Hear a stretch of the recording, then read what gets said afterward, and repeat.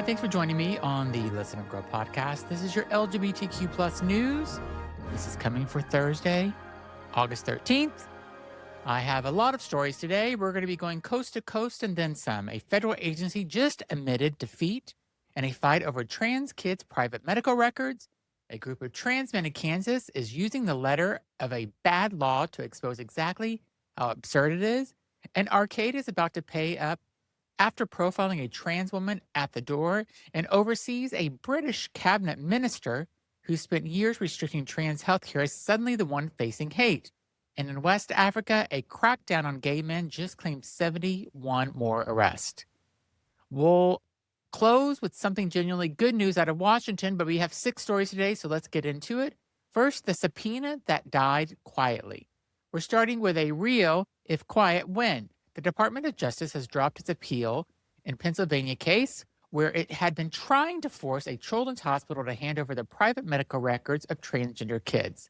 This goes back to the subpoena issued at the University of Pittsburgh Medical Center last year, part of the broader campaign by the Orange Convicted Felons Administration to subpoena the hospitals across the country for trans patients' records, not because any law had been broken, but because officials wanted ammunition to prosecute healthcare providers even in states where gender-affirming care is completely legal. A federal judge squashed the subpoena back in December, calling the DOJ's characterization of gender-affirming care in its campaign unprecedented. She didn't mince words, writing the government's actions showed, quote, callous indifference. The DOJ appealed anyway. This week, with no explanation given, it dropped that appeal too. The family's attorney said that they can finally breathe easier with this behind them, but advocates are clear this wasn't some abstract legal maneuver.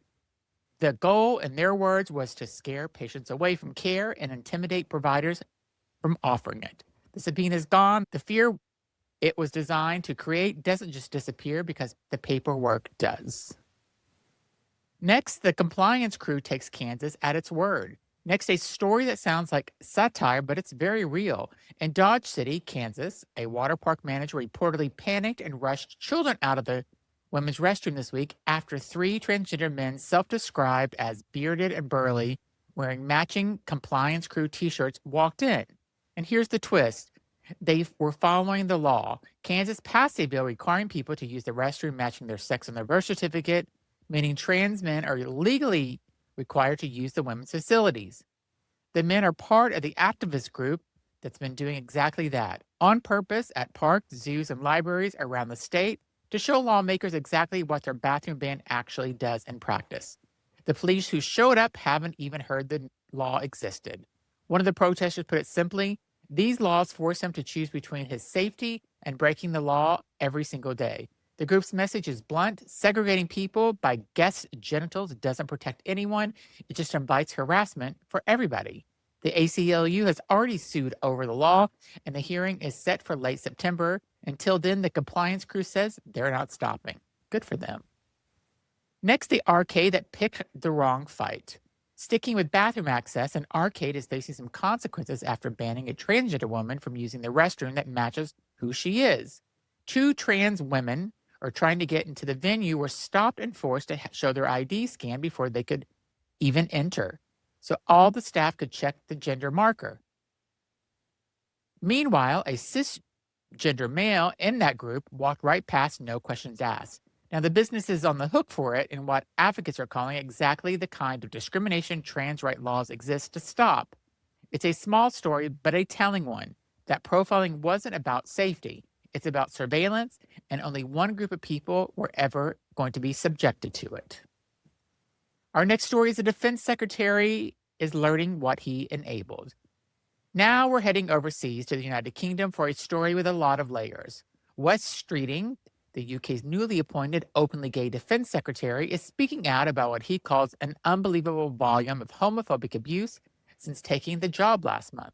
At a public event, he described online commentary attacking him simply for being a gay man leading the military, including a caller on the radio show who said outright that Streeting's camp way of speaking meant troops wouldn't respect him. Here's the layer that matters for this show. Streeting spent 2 years as health secretary and indefinitely extending the UK's ban on puberty blockers for trans youth, presiding over gender clinic wait times that stretch past 2 decades and facing accusations that his department worked to bury a spike in trans youth suicides. Advocates were and remain furious with his record. So, yes, the homophobia aimed at him right now is real and it's ugly and no one deserves it. But it's also a pretty clean illustration of how bigotry doesn't respect the lines politicians try to draw between acceptable targets and unacceptable ones. Streeting is learning in real time what trans people in his own country have been living with under policies he signed off on. Both things are true at once. Karma always gets you, doesn't it? Next, 71 more names on a growing list. Now in Senegal, where the public prosecutor's office confirmed this week that 71 men have been arrested and formally charged with unnatural acts, with the latest wave in a crackdown that's intensified since the country stiffened its anti-homosexuality penalties back in March.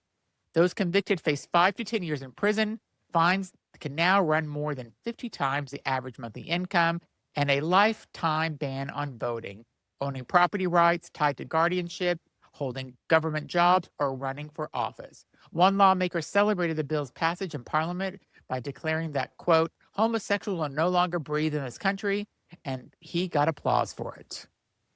Senegal isn't alone. Burkina Faso and Ghana, Nigeria, and Mali have all escalated anti-gay laws in the region in recent years. Roughly 100 people have now been charged in Senegal since March, with community members telling reporters that they live daily in fear of being caught.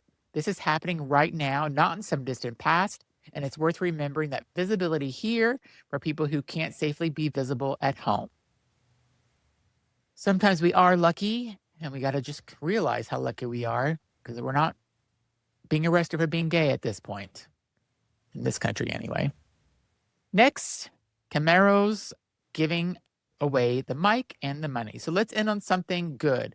Camaro Brown, the out gay advocate and former Queer Eye culture expert, is hosting the 8th annual .org Impact Awards this October in Washington, D.C., an event honoring 35 individuals and organizations around the world doing serious, unglamorous, unpaid community work.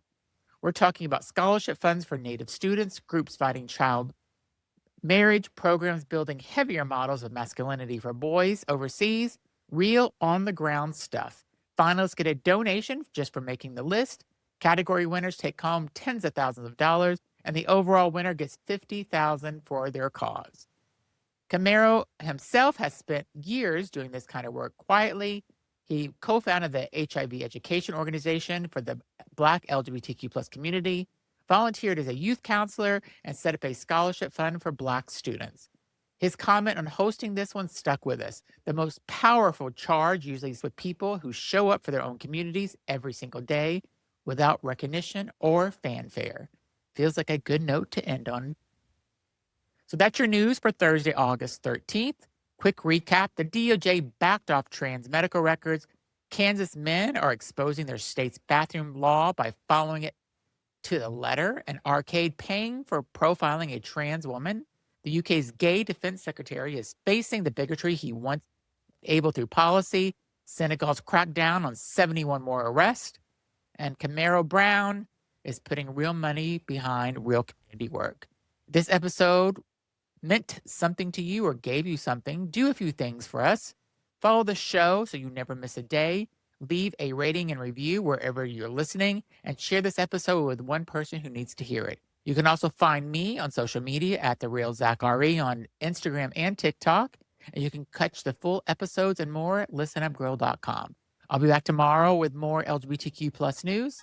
Take care of yourself and have a great day.